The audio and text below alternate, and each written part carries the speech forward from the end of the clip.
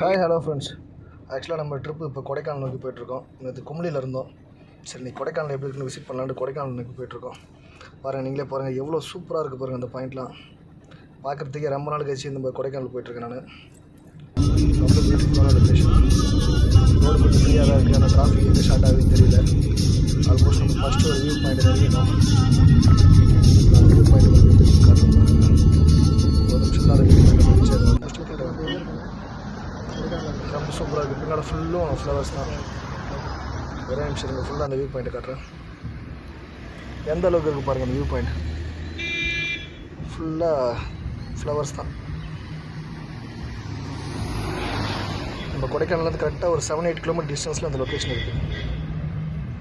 பெரிய டைமிங் கொஞ்சம் வண்டியை பார்க் பண்ணலாம். டிராஃபிக் ஆகாது, யாருக்கும் டிஸ்டர்பன்ஸ் வராது. இந்த இடத்துல பார்க் பண்ணிட்டு கொஞ்சம் அப்படியே பின்னால்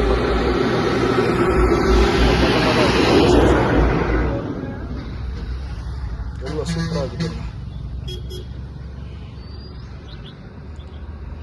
கிட்டத்தட்ட இங்கே ஒரு 5 minutes நம்ம ஸ்பெண்ட் பண்ணியாச்சு டைமு.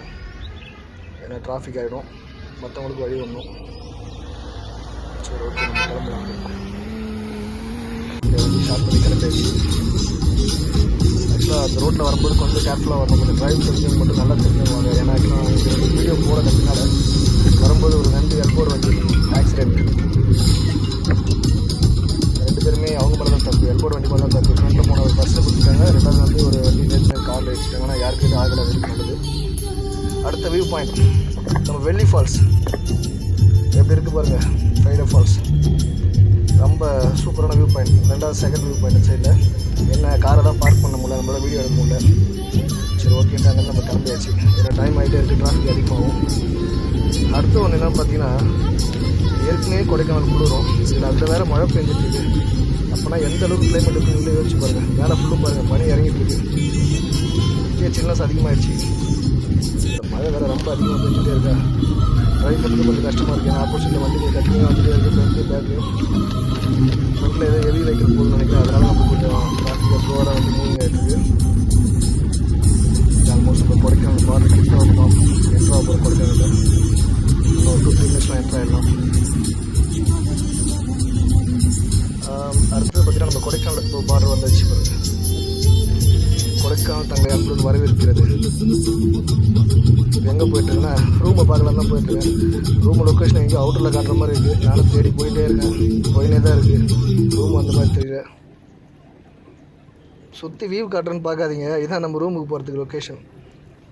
கடைசியில் வடிவேல் சொன்ன மாதிரி வழி எங்கடான்னு பார்த்தா வழியே காணும். இதுதான் வழியா.